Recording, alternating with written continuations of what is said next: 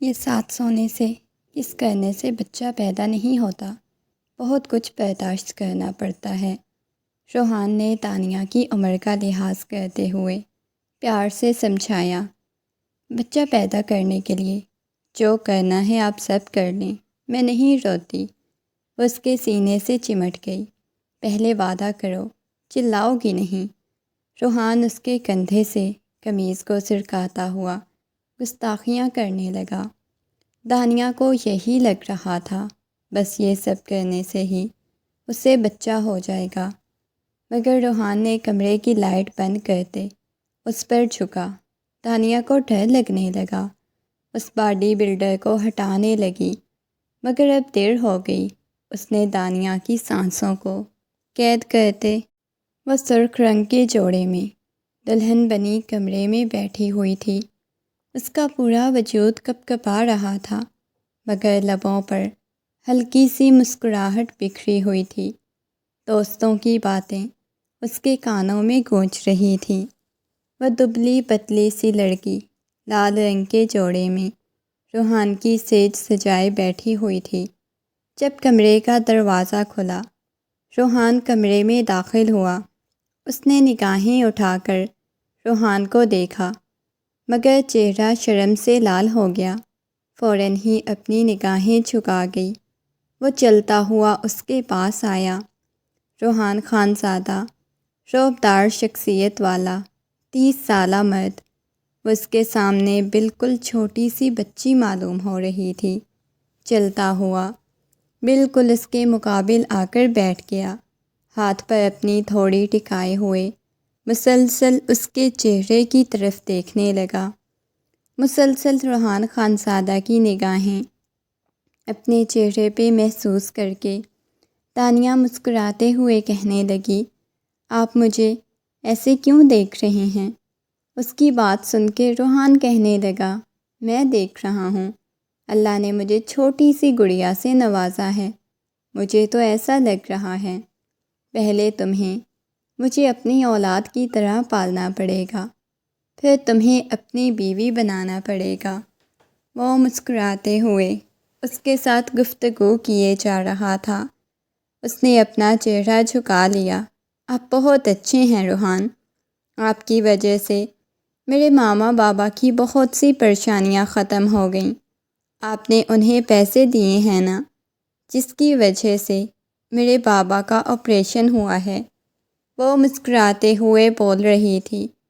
روحان کی پیشانی پہ بل نمودار ہوئے۔ کیا مطلب؟ میں تمہاری بات کو سمجھا نہیں۔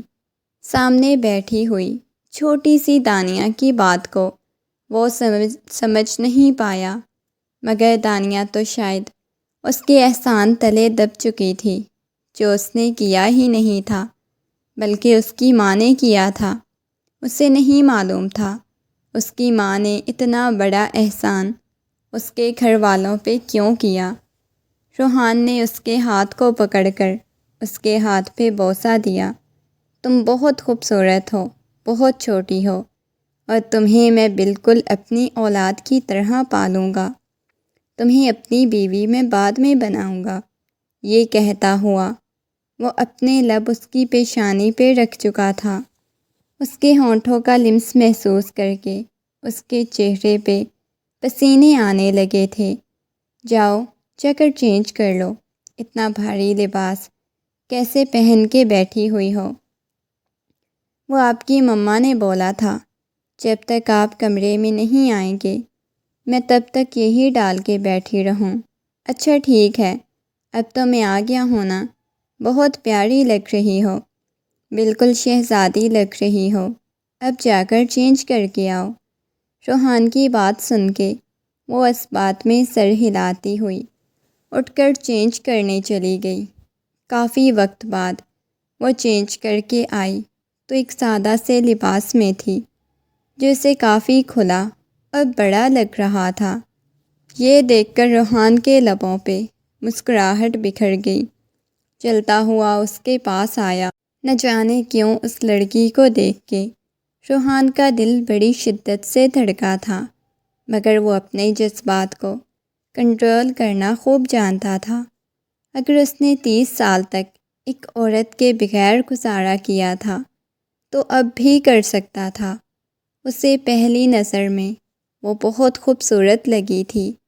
جب اس کی ماں نے دانیہ کی تصویر دکھائی تھی تب روحان کو پہلی بار تو یہ لگا تھا اس بچی کے ساتھ ظلم ہوگا، وہ اس کے ساتھ شادی نہیں کرے گا، مگر جب اس کو معصوم کا چہرہ نظر آنے لگتا، بے چین کرنے لگتا، تو آخر اس نے اپنی ماں کے سامنے ہار مان لی اور اس کے ساتھ شادی کرنے کے لیے تیار ہو گیا۔ مگر روحان کو کیا معلوم تھا، وہ جتنا خود کو کنٹرول کرنے کی کوشش کرتا اتنا ہی اس نے برا کر دینا تھا۔ وہ سونے کے لیے لیٹ گئی۔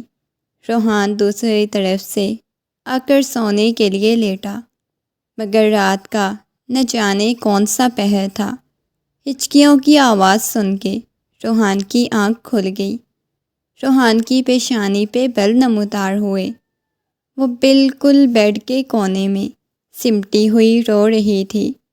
روحان اس کے پاس آیا۔ دانیہ، کیا ہوا ہے تمہیں؟ تم ٹھیک تو ہو نا؟ اس نے جیسے ہی دانیہ کو سیدھا کیا تو وہ نیند میں تھی۔ اس کی آنکھیں بند تھیں، لیکن اس کی آنکھوں میں آنسو بہہ رہے تھے۔ روحان کو تھوڑی حیرت ہوئی۔ اس کے دل کو کچھ ہوا تھا۔ وہ اس سے محبت کر بیٹھا تھا۔ ایک دم سے اپنے بازوؤں کے حصار میں لے گیا۔ جیسے ہی روحان نے اسے اپنے حصار میں لیا، وہ روحان کے ساتھ یوں چپک گئی جیسے وہ روحان سے دور جائے گی تو کوئی اسے جان سے مار دے گا۔ روحان کی قمیض کو اپنے ہاتھوں میں اس نے دبوچا ہوا تھا، بالکل اس کے سینے میں سمٹی جا رہی تھی۔ مما، میرے پاس ہی رہیں، مجھے اکیلے ڈر لگتا ہے، وہ روتے ہوئے بولی۔ روحان دھیرے دھیرے اس کی پشت کو سہلاتے ہوئے اس کے بالوں میں ہاتھ پھیرنے لگا۔ اس کے پاس سے آتی ہوئی خوبصورت سی خوشبو، اس کے بالوں کی خوشبو، روحان اپنے اندر اتارنے لگا تھا۔ روحان کے سینے میں وہ سر چھپائے ہوئے تھی۔ دھیرے دھیرے اسے یہ احساس کروایا جا رہا تھا وہ ایک مضبوط حصار میں ہے، اسے کچھ نہیں ہونے دے گا۔ لیکن روحان کو بالکل بھی اندازہ نہیں تھا آخر اسے ہوا کیا تھا۔ روحان کی باہوں کے حصار میں وہ سکون کی نیند سو چکی تھی، مگر صبح جب روحان کی آنکھ کھلی تو روحان کو یوں لگا جیسے اس نے کوئی تپتی ہوئی چیز اپنے حصار میں لے لی ہو۔ وہ بچی بخار میں تپ رہی تھی، اس کا پورا وجود بخار سے تپ رہا تھا۔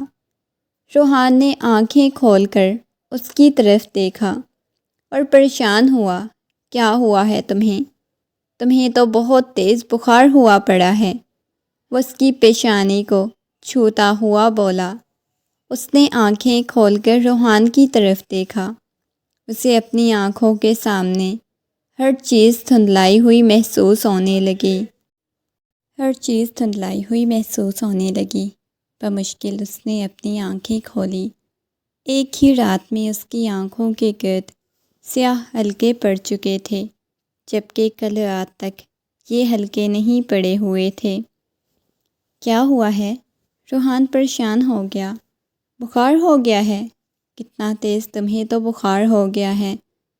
وہ پریشانی کے عالم میں اس کی گالوں کو چھوتا ہوا دھیرے دھیرے اس کی پیشانی کو چومنے لگا تھا۔ اس نے روحان کی قمیض کو ہاتھوں میں دبوچ لیا، اس کے سینے پہ سر رکھ لیا۔ میرے پاس ہی رہیں، مجھے ڈر لگ رہا ہے۔ بار بار وہ دروازے کی طرف دیکھ رہی تھی، جیسے کوئی دروازے سے آ جائے گا، اور روحان کو پریشانی لاحق ہوئی اگر اس کے ساتھ کوئی مسئلہ ہے کیا، مگر بات نہیں کی۔ اچھا لیٹی رہو، میں تمہارے لیے ناشتہ لے کے آتا ہوں، اس کے بعد پھر میں تمہیں میڈیسن دوں گا۔ یہ کہتے ہوئے اسے الگ ہونے کے بعد فریش ہو کے وہ نیچے آیا تو سامنے سارا بیگم ناشتہ بنا کر ٹیبل پہ لگائے بیٹھی ہوئی تھیں۔ کہاں ہے دانیہ؟ وہ ابھی تک اٹھ کے نہیں آئی۔ روحان نے اپنی ماں کی بات سن کے نفی میں سر ہلایا۔ نہیں مما جان، اس کی طبیعت کچھ ٹھیک نہیں ہے، اس وجہ سے وہ لیٹی ہوئی ہے۔ آپ اس کا ناشتہ مجھے دے دیں۔ کیا مطلب وہ لیٹی ہوئی ہے؟ اس نے نیچے نہیں آنا کیا؟ مما میں بتا تو رہا ہوں، اس کی طبیعت نہیں ٹھیک، جس کی وجہ سے وہ سو رہی ہے۔ اسے بخار ہوا پڑا ہے۔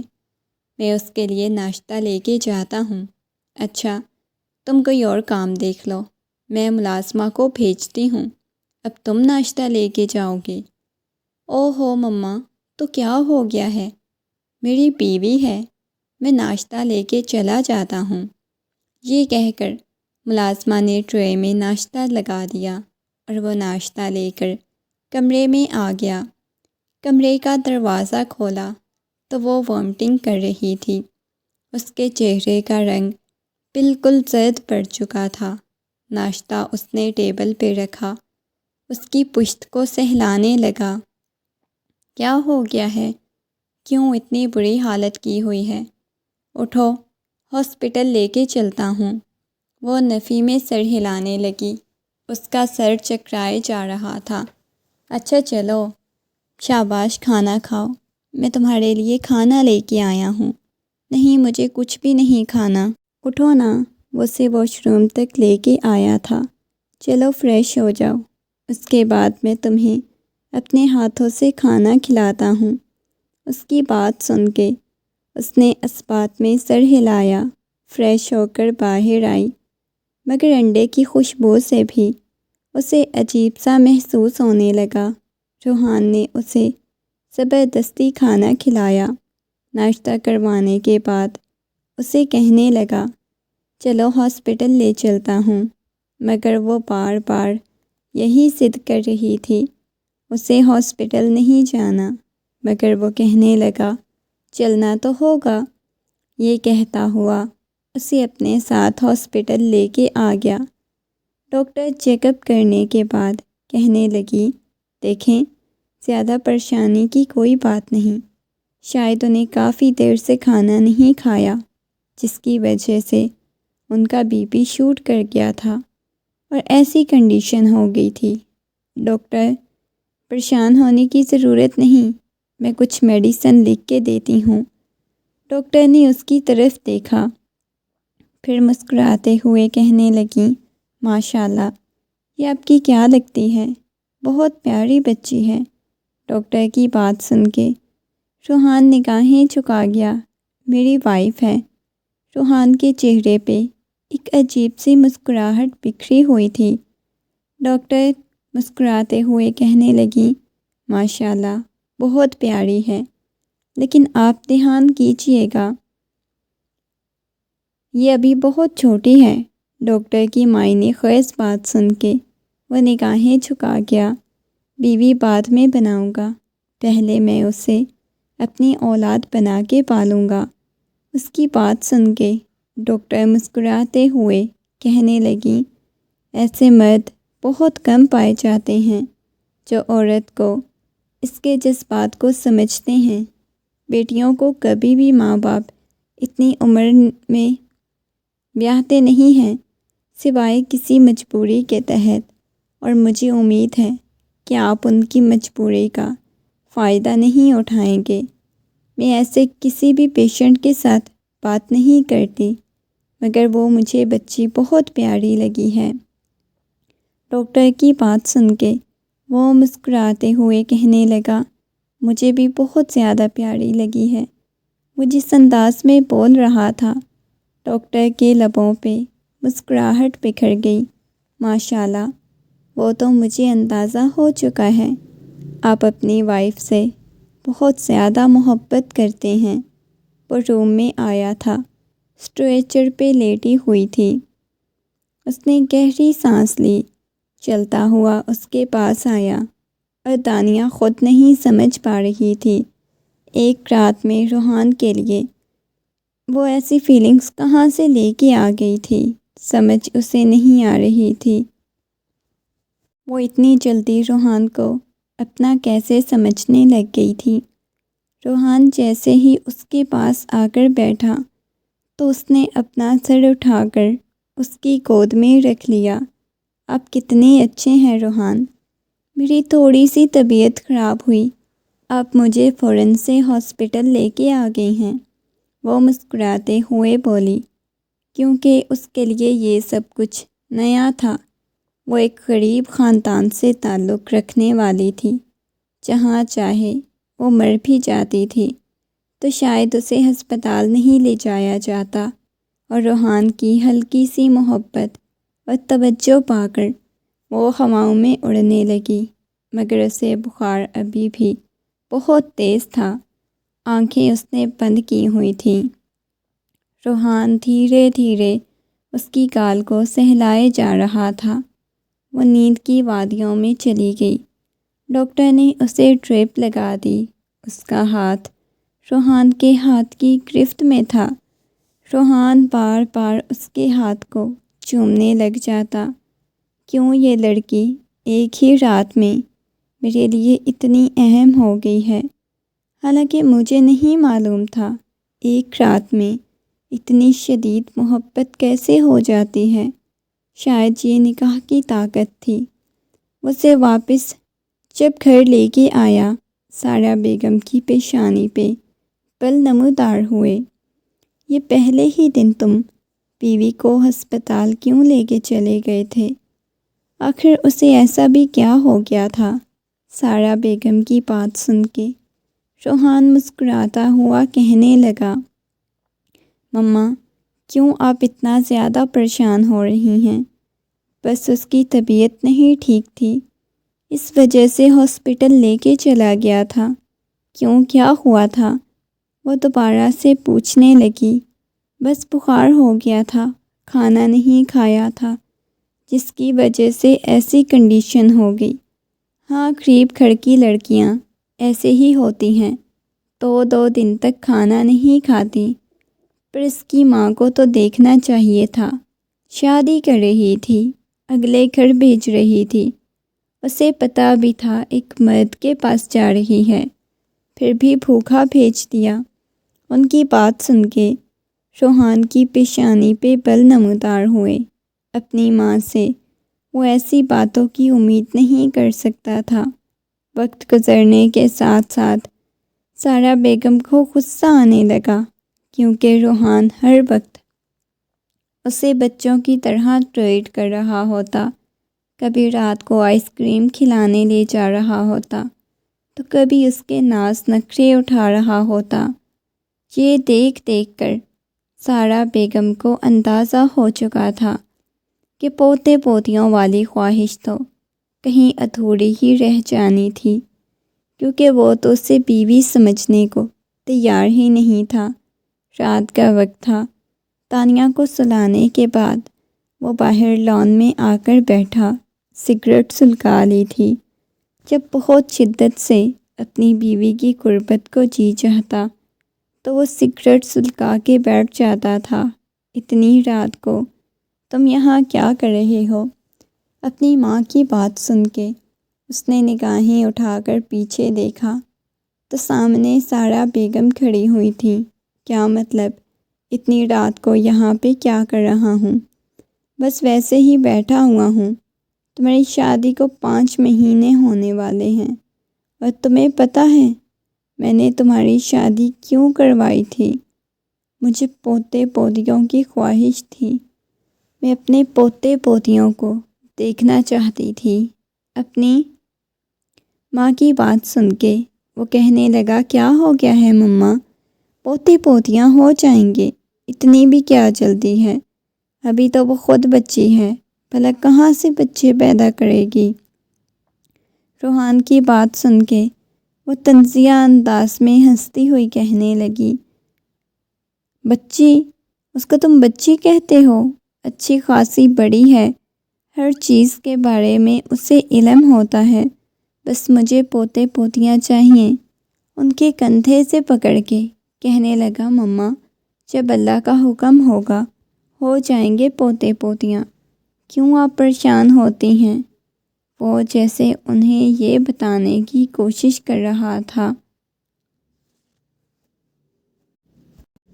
کہ وہ خود ابھی بچی ہے، مگر وہ یہ بات سمجھنے کو تیار ہی نہیں تھی۔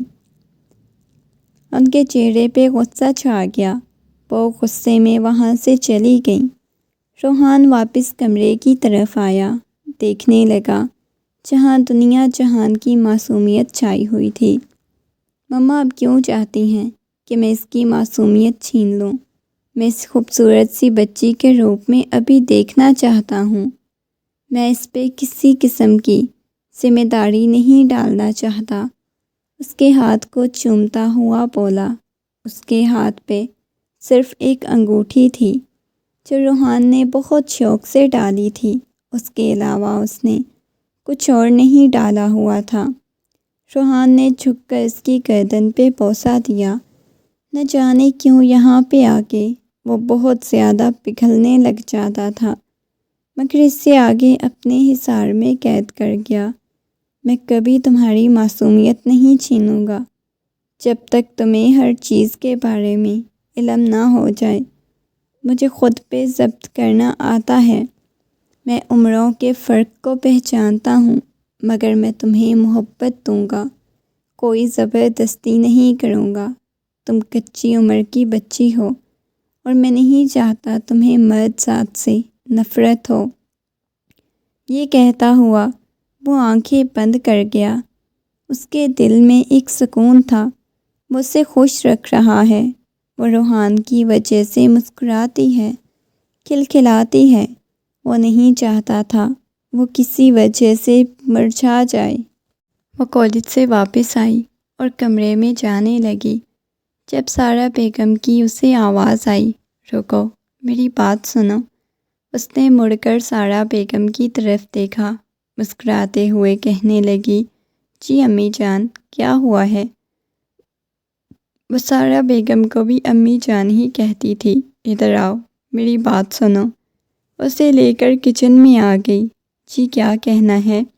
میں بیگ اپنا رکھ کے آتی ہوں۔ یہ کہتے ہوئے اپنا بیگ گراؤنڈ میں رکھ کے آئی اور ان کے پاس آ کر بیٹھ گئی۔ دیکھو لڑکی، بات سنو، میں نے تمہاری شادی اس وجہ سے اپنے بیٹے کے ساتھ کروائی تھی۔ مجھے جلد از جلد پوتے پوتیاں چاہیے تھے، لیکن تمہارے ارادے تو یہ لگ رہے ہیں کہ تم یہاں میرے بیٹے کے پیسے پہ عیاشی کر رہی ہو۔ کل کو تم پڑھ لکھ جاؤ گی، میرے بیٹے کو چھوڑ کر کسی اور کے ساتھ زندگی گزارنے لگ جاؤ گی۔ کیوں نہیں تم اس شخص کو اپنے پاس آنے کی دعوت دیتی؟ یا تمہارے اندر ایسا کچھ پایا نہیں جاتا کہ میرا بیٹا کبھی تمہارے پاس نہیں آتا؟ تمہیں پتہ ہے مجھے پوتے پوتیوں کی خواہش ہے، اس وجہ سے میں نے تمہاری شادی کروائی تھی۔ اگر 1 مہینے کے اندر اندر تم نے کوئی خوشخبری نہ سنائی تو میں اپنے بیٹے کی دوسری شادی کر دوں گی۔ وہ زبردستی چہرے پہ مسکراہٹ سجاتے ہوئے بولی، امی جان، آپ کیسی باتیں کر رہی ہیں؟ آپ کو پتہ ہے روحان نے مجھے خود بولا ہے پہلے میں اسٹڈی کر لوں۔ وہ چاہتے ہیں کہ وہ میری تمام تر خواہشات پوری کریں۔ ابھی وہ بول ہی رہی تھی جب اچانک انہوں نے غصے میں اس کی کلائی کو گرم چولہے کے ساتھ لگا دیا۔ اس کی چیخ نکلی تھی، خبردار! جو دوبارہ سے میرے ساتھ زبان چلانے کی کوشش کی۔ ایک غریب گھر کی لڑکی کو بیاہ کر لائی تھی تاکہ اسے اپنے اشاروں پہ نچاؤں گی، لیکن تم یہاں لگتا ہے یہی سوچ کے آئی تھی کہ ساس کو اشاروں پہ نچاؤں گی۔ وہ غصے میں چلاتے ہوئے بولی تھی، نہیں امی جان، آپ کو کوئی وہم ہوا ہے، ایسی کوئی بات نہیں، میں نے تو ایسا سوچا بھی نہیں آپ کے بارے میں۔ وہ نرمی سے انہیں سمجھاتے ہوئے بولی، لڑکی، زیادہ میرے ساتھ فضول بکواس کرنے کی ضرورت نہیں ہے۔ خود کو ایسا تیار کرو وہ خود تمہارے پاس آنے پہ مجبور ہو جائے۔ اسے خود بولو کہ وہ تمہارے پاس آئے، تمہیں تمہارا حق دے، یا پھر تم کسی اور کے ساتھ۔ اس سے پہلے کہ وہ کچھ اور کہتی، وہ روتے ہوئے کہنے لگی، بس کر دے امی جان، آپ میرے کردار پہ انگلی نہیں اٹھا سکتی۔ وہ اتنے عرصے سے اس شخص کے سامنے بچی بنی ہوئی تھی، شاید اس کے سامنے بچی ہی بنی رہنا چاہتی تھی، بڑی نہیں بننا چاہتی تھی۔ لیکن اس کی باتیں سن کے سارا بیگم کہنے لگی، دیکھو اچھی خاصی سمجھدار ہو، ہر چیز کے بارے میں پتہ ہے، اپنے شوہر کو بس بے وقوف بنایا ہوا ہے، اس کے سامنے بچی بنی گھوم رہی ہو تاکہ بچی رہو ذمہ داریوں سے۔ وہ اپنے کمرے میں آ گئی، سیدھا آ کر بیڈ پر اوندھے منہ لیٹی۔ نہ جانے کتنے آنسو اس کی آنکھوں میں سے بہنے لگے۔ بے دردی سے اپنے آنسو صاف کرتے ہوئے اپنی کتابیں نکالنے لگی، پڑھنے لگی۔ وہ ایک دفعہ بھی اپنے کمرے سے باہر نہیں نکلی۔ پڑھتے پڑھتے کافی رات ہو چکی تھی۔ رات کے نہ جانے کس پہر دروازہ کھلا۔ روحان کمرے میں داخل ہوا، اس کے پاس آیا۔ کیا ہوا ہے؟ کیا کر رہی ہو؟ آج ناراض ہو کیا؟ باہر مجھے نظر نہیں آ رہی تھی۔ ماما بھی شاید ڈنر کر کے سو چکی ہیں۔ میں نے تو باہر سے ہی کر لیا تھا۔ کیسی ہو؟ اسٹڈی کر رہی ہو؟ اس کی کتابوں کو اٹھا کے دیکھتا ہوا بولا، مگر اس نے کوئی جواب نہیں دیا۔ تم ٹھیک تو ہو نا؟ وہ دوبارہ سے محبت سے گویا ہوا۔ جی میں بالکل ٹھیک ہوں۔ یہ کہتے ہوئے وہ دوبارہ سے کتابوں میں مصروف ہو گئی۔ اس کی نظر کلائی پہ گئی۔ کیا ہوا ہے تانیہ؟ یہ کیا ہے؟ اس کی کلائی کو دیکھتا ہوا پریشانی کے عالم میں بولنے لگا۔ وہ فوراً سے اپنی کلائی چھپانے لگی۔ کیوں چھپا رہی ہو؟ یہ کیسے چلا ہے؟ تمہیں نظر نہیں آتا تھا کیا؟ اندھی ہو گئی تھی کیا؟ وہ چلاتے ہوئے بولا۔ وہ بس کچھ کچن میں کھانا گرم کرنے لگی تھی دوپہر کو، تو جل گیا تھا۔ وہ معصومیت سے بولی، تو ملازمین مر گئے تھے یا کسی کو تم کہہ نہیں سکتی تھی؟ وہ اتنا غصے میں بولا کہ وہ سہم گئی، مگر اگلے ہی لمحے اسے اپنے حصار میں لیتا ہوا اس کی پیشانی چوم گیا۔ میری جان، مجھ سے نہیں برداشت ہوتی تمہاری تکلیف، تمہیں پتہ ہے؟ یہ کہتا ہوا اسے مرہم لگانے لگا۔ اس کے بعد اپنے سینے سے لگا لیا۔ وہ اپنی آنکھوں میں آنسو لیے اس کی طرف دیکھنے لگی۔ کیا ہوا ہے؟ سب ٹھیک تو ہے نا؟ مجھے ایسے لگتا ہے جیسے تمہیں کسی نے کچھ کہا ہے۔ بتاؤ مجھے۔ شاباش میری جان، وہ محبت بھرے انداز میں بولا۔ نہیں، مجھے کسی نے کچھ بھی نہیں کہا، بس مجھے آپ کی یاد آ رہی تھی۔ یہ کہتے ہوئے اس کے سینے پہ سر ٹکا گئی۔ بار بار سارا بیگم کی باتیں اس کے کانوں میں گونج رہی تھیں۔ وہ اٹھ کر روحان کی گود میں بیٹھ گئی، اس کے گلے میں باہیں ڈالتے ہوئے بالکل اس کے ساتھ لگی ہوئی تھی۔ اس کا یہ انداز مکمل طور پہ روحان کو بہکا رہا تھا، مگر وہ خود پہ ضبط کیے بیٹھا ہوا تھا۔ کیا ہوا ہے؟ سب کچھ ٹھیک تو ہے نا؟ کیوں اتنی پریشان لگ رہی ہو؟ نرمی سے اسے اپنے حصار میں لیے بیٹھا ہوا تھا۔ کچھ نہیں، نفی میں سر ہلانے لگی، مگر نہ جانے کتنی دفعہ اس نے یہ کوشش کی تھی، مگر وہ ایسا کچھ نہیں کر سکی۔ روحان بھی تھوڑا سا پریشان ہو گیا اس کی حرکتوں کی وجہ سے۔ روحان نے اسے خود سے دور کیا۔ میں فریش ہونے جا رہا ہوں، یہ کہہ کے وہ اٹھنے لگا، مگر وہ روحان کا بازو پکڑ چکی تھی۔ روحان، مجھے بچے چاہئیں، وہ معصومیت سے بولی۔ روحان کی پیشانی پہ بل نمودار ہوئے۔ وہ کبھی نہیں سوچ سکتا تھا وہ خود اپنے منہ سے ایسی بات بولے گی۔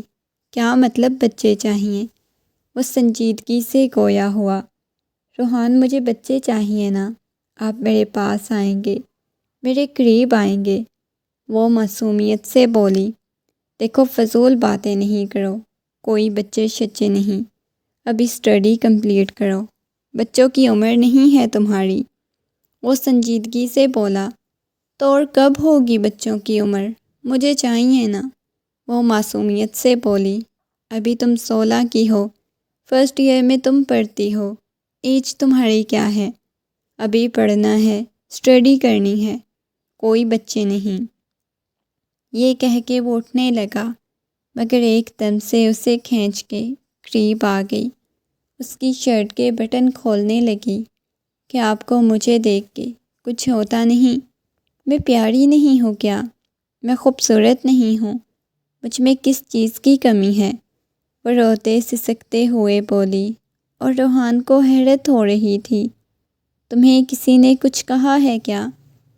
اسے اب کی بار اندازہ ہوا تھا، شاید اس کی مما نے اسے کچھ کہا ہے جس کی وجہ سے وہ ایسا بیہیو کر رہی ہے۔ نہیں، مجھے کسی نے کچھ بھی نہیں کہا، بس آپ میرے پاس آئے نا، روتے ہوئے بولی تھی۔ اور اس وقت روحان اپنے جذبات پہ قابو نہیں پا رہا تھا، مکمل طور پر اسے بہکا چکی تھی۔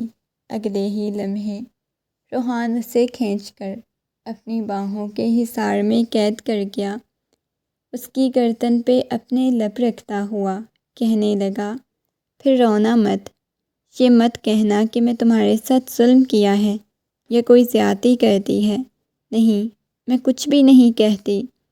یہ کہتے ہوئے وہ مسکرانے لگی، اور اس رات وہ اس کے قریب چلا گیا، اس کے لبوں کو اپنی دسترس میں لے چکا تھا۔ وہ شخص اس کے اتنا قریب تھا، گویا جیسے اس کی روح میں اتر رہا ہو۔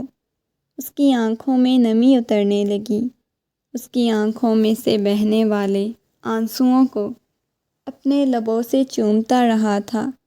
جذبات، محبت، سب کچھ ایک ساتھ تھا۔ آج تم نے مجھے مکمل کر دیا، اس کے کان میں سرگوشیانہ انداز میں کہتا، اس کے کان کی لو کو چوم چکا تھا۔ وقت گزرنے لگا، اب تو خود سے روحان کے پاس آ جاتی، روحان کے قریب آ جاتی تھی۔ روحان جانتا تھا اس کی عمر ہی ایسی تھی جس میں عجیب طرح کی اس شخص کی عادت ہوتی جا رہی تھی، مگر روحان ابھی بھی اس بات کے لیے پریشان ہو جاتا تھا، وہ چھوٹی ہے، وہ کبھی بھی اتنی بڑی ذمہ داریاں نہیں اٹھا سکے گی۔ مگر آئے دن سارا بیگم کی فرمائش ہوتی تھی کہ انہیں اولاد کی خوشخبری کب سناؤ گی، کوئی اچھی سی گڈ نیوز کب دو گی، اور یہ سن کے وہ خود بھی پریشان ہونے لگی تھی۔ اتنا کچھ ہونے کے بعد بھی اس کے پاس کوئی خوشخبری نہیں تھی، کوئی گڈ نیوز نہیں تھی۔ رات کا وقت تھا، وہ روحان کے پاس آ کر بیٹھ گئی۔ ڈاکٹر کے پاس چلیں؟ اس کی بات سن کے روحان کی پیشانی پہ بل نمودار ہوئے۔ کیا مطلب؟ ڈاکٹر کے پاس کیوں جانا ہے؟ تمہیں کیا ہوا ہے؟ وہ سنجیدگی سے بولا، آپ کو پتہ ہے کتنا ٹائم ہو گیا ہماری شادی کو، کتنا وقت گزر گیا، 2 سال ہونے والے ہیں، لیکن ابھی تک کوئی گڈ نیوز ہی نہیں ملی، تو ہمیں ڈاکٹر کے پاس جا کے چیک اپ کروانا چاہیے نا۔ سارا بیگم کی دوپہر کی بتائی گئی باتیں اس وقت وہ روحان کے گوش گزار رہی تھی۔ کوئی ضرورت نہیں، جب اللہ کا حکم ہوگا ہو جائے گی اولاد، کیوں پریشان ہوتی ہو؟ لیکن پلیز ڈاکٹر کے پاس چلتے ہیں نا؟ اچھا ٹھیک ہے، تمہاری یہ فرمائش ہے تو ہم لوگ چلے جاتے ہیں۔ وہ اسے لے کر ڈاکٹر کے پاس پہنچ چکا تھا۔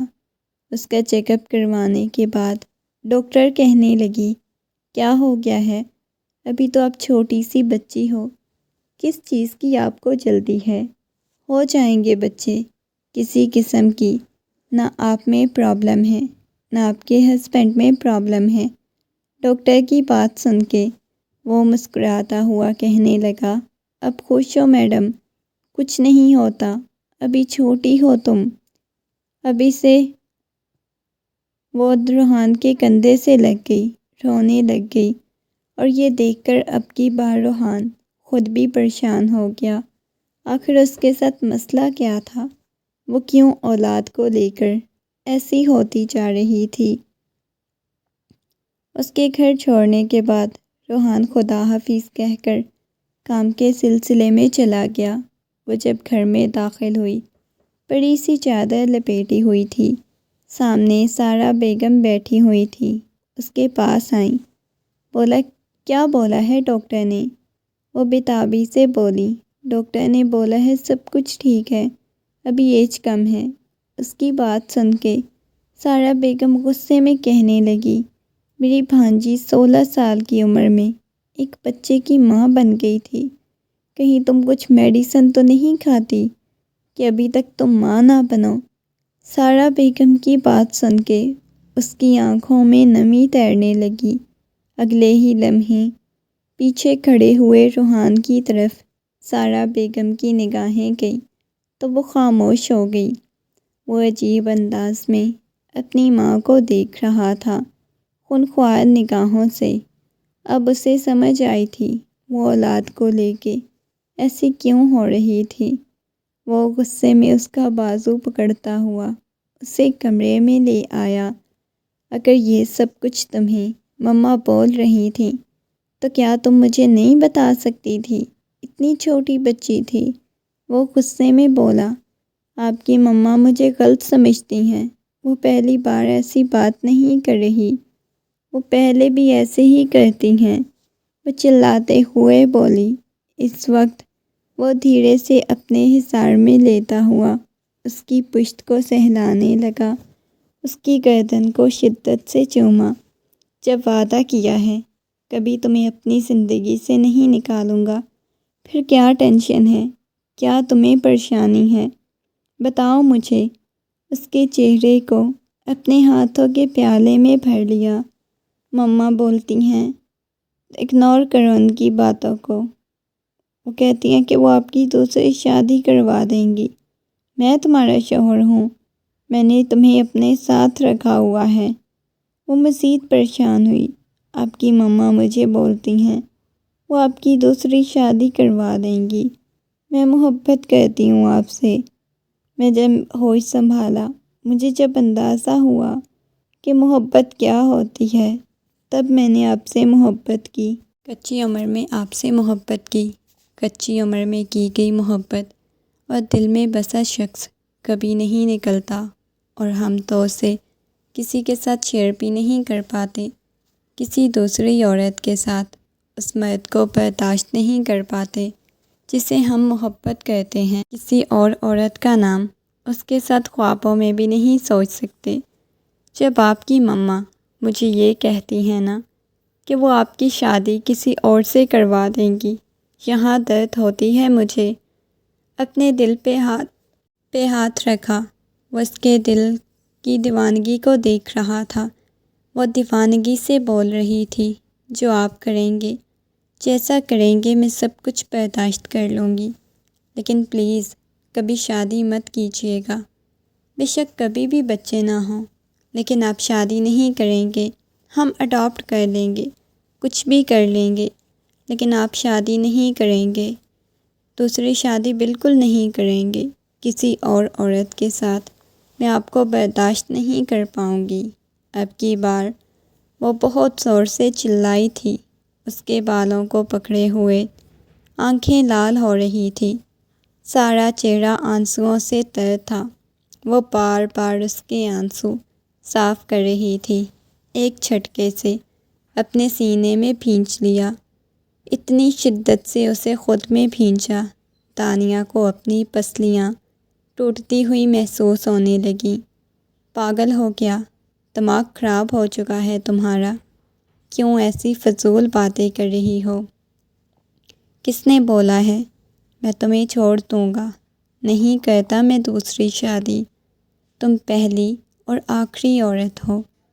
30 سالوں میں اللہ گواہ ہے، جب میں نے کبھی کسی عورت سے محبت کی ہو یا کسی کو اپنی زندگی میں شامل کیا ہو، تب میری زندگی میں شامل ہونے والی پہلی اور آخری عورت ہو جس سے میں بے انتہا محبت کرتا ہوں اور اپنی محبت کا یقین دلانے کی کوشش کرتا ہوں۔ اس کی باہوں کے حصار میں روتی ہوئی نہ جانے کب سو گئی۔ وہ چلتا ہوا کمرے سے باہر آیا، سیدھا سارا بیگم کے کمرے میں گیا۔ وہ سو رہی تھی، جا کر ان کے قدموں میں بیٹھ گیا۔ وہ تو اٹھ کر بیٹھ گئی۔ ایسے کیوں بیٹھے ہو؟ انہوں نے نرمی سے پوچھا۔ مما، آپ کو اس پہ رحم نہیں آتا؟ وہ بچی ہے مما، معصوم سی بچی۔ آپ کو پتہ ہے اس کی فیملی کیسی تھی؟ وہ گھر میں سب سے چھوٹی تھی۔ زیادہ بیٹیاں ہونے کی وجہ سے کبھی اسے محبت نہیں دی گئی۔ وہ محبت کی بھوکی تھی۔ میں نے اسے محبت دی۔ مما، مجھے کوئی اولاد کی خواہش نہیں تھی۔ میرے لیے وہی میری سب کچھ تھی، زندگی تھی۔ 15-16 سال کی کوئی چھوٹی نہیں ہوتی، لیکن مجھ سے تو آدھی عمر کی تھی نا۔ مجھ سے تو چھوٹی تھی مما۔ آپ کو پتہ ہے جب وہ میرے پاس آئی تھی، وہ مجھے اتنی پیاری لگی تھی، چھوٹی سی تھی۔ جب میں نے ہلکی سی اسے محبت سے بات کی، تبھی وہ میری دیوانی ہو گئی۔ لیکن آپ نے پہلے دن ہی اس کے دماغ میں بچے ڈال دیے۔ مما، بچے ہو جاتے ہیں، اولاد عورت کا نہیں مرد کا نصیب ہوتی ہے، اور میں کبھی اولاد کی وجہ سے دوسری شادی نہیں کروں گا۔ یہ دیکھیں، آپ کے سامنے ہاتھ جوڑ رہا ہوں۔ وہ محبت کی بھوکی ہے، اسے محبت دیں، اس کے ساتھ ماں بن کے رہیں، تو وہ آپ کو بیٹی بن کے دکھائے گی۔ پہلے پہل وہ آپ کو امی امی کہتی تھی، میرے سامنے بھی آپ کو امی کہتی تھی، لیکن اب وہ آپ کو امی نہیں کہتی، وہ آپ کو مجھے کہتی ہے کہ آپ کی مما۔ آپ کو پتہ ہے اس کے دل میں اپنے لیے نفرت پیدا کرنی شروع کر دی ہے۔ مما، ایسے مت کریں، وہ چھوٹی بچی ہے۔ بے شک بچی نہیں، لیکن اپنی بیٹی سمجھیں۔ اگر آپ اپنی بیٹی کی نگاہوں سے دیکھیں گے تو وہ آپ کو بچی ہی لگے گی۔ آج وہ اتنے سالوں میں پہلی دفعہ اپنے بیٹے کی آنکھوں میں آنسو دیکھ رہی تھیں۔ انہیں شاید پہلی دفعہ یہ احساس ہوا تھا۔ وہ واقعی میں چھوٹی بچی تھی، وہ غلط کر رہی تھی، مگر وہ خاموش رہی۔ اگلی صبح جب وہ کچن میں کھانا بنانے کے لیے آئی تو سامنے پہلے سے ہی وہ ناشتہ بنا رہی تھی۔ ملازمین کی وہ پہلے مدد کروا دیتی تھی، مگر آج سارا بیگم کو دیکھ کے وہ کہنے لگی، آپ رہنے دیں، میں کر دیتی ہوں۔ بیٹا، تمہیں کالج کے لیے لیٹ ہو گیا ہے، تم کالج جاؤ، میں کر لیتی ہوں۔ انہوں نے مسکراتے ہوئے کہا تو اسے حیرت ہوئی تھی۔ ان کا بدلا ہوا رویہ اسے بالکل سمجھ نہیں آ رہا تھا، اتنی جلدی بدل کیسے گئیں۔ دوپہر جب وہ کالج سے واپس آئی تو سامنے سارا بیگم اس کے لیے کھانا بنا کے بیٹھی ہوئی تھی۔ آتے ہی اس کا بیگ پکڑ کے پانی لے آئیں۔ امی جان، آپ میرا اتنا خیال کر رہی ہیں، سب کچھ خیریت تو ہے نا؟ اسے حیرت ہو رہی تھی، کیونکہ تم میری بیٹی ہو، بیٹا مجھے معاف کر دو۔ اس کے ہاتھ کو چومتے ہوئے بولی، تمہیں پتہ ہے میں نے تمہیں پہچاننے میں غلطی کر دی۔ مجھے کوئی پوتے پوتیاں نہیں چاہیے، تمہاری زندگی سے بڑھ کر میرے لیے کچھ نہیں، اور جس چیز میں میرا بیٹا خوش ہو مجھے اسی میں خوشی ہے۔ میرے بیٹے کی خوشی تم سے وابستہ ہے، تو تم بھی مجھے اپنے بیٹے کی طرح عزیز ہو۔ وہ اس کے سینے سے لگ گئیں۔ واہ بھائی، لگتا ہے بہت ایموشنل سین چل رہا ہے۔ روحان گھر میں داخل ہوتا ہوا بولا۔ سارا بیگم نے اسے بھی اپنے ساتھ لگا لیا۔ تم دونوں میری زندگی ہو، وہ مسکراتے ہوئے بولی۔ وہ تو پتہ ہے مما۔ رات کو وہ روحان کے سینے پہ سر رکھے ہوئے تھی۔ آپ نے مما کو اتنا بدل دیا۔ اپنی مما کو، وہ میری نہیں تمہاری بھی مما ہیں، یہ کہتے ہوئے اس کی پیشانی کو چوم گیا۔ ہاں، شاید آج انہوں نے یہ بات ثابت کر دی ہے، یہ کہہ کے اس کے سینے پہ اپنا سر ٹکاتے ہوئے سکون سے آنکھیں بند کر لی۔ اس کے بعد کبھی اس نے یہ ضد نہیں کی اسے بچے چاہئیں، یا اسے ایسا کچھ چاہیے جیسی زندگی روحان چاہتا تھا۔ اس کی زندگی ویسی ہو گئی تھی۔